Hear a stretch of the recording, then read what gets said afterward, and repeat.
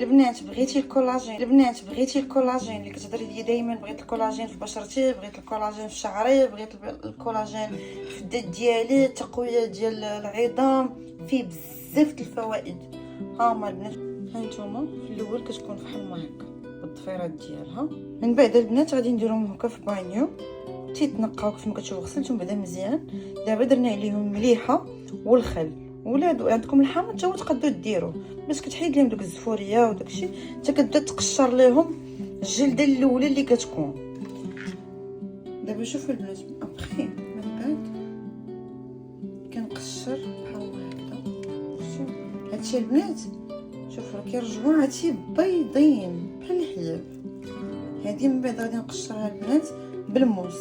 البنات بغيت نفهمكم واحد النقطه، بحال دابا هادو اللي كانت فيهم غير الدواره راه كتحيد، هي صعيبه في التحياد، ولكن ان فوا تحلوا وتلقاو فيهم واصل داكشي حتى لداخل، لا تلقاو داكشي واصل حتى لداخل، لا صافي لوحوا. هادي بحال دابا هادي ما عندنا ما نديرو بها. هنا البنات بحال ما هكا كندخلوا واحد شويه واحد كنحيدوا ليهم هادو الطفيرات بحال ما هكا.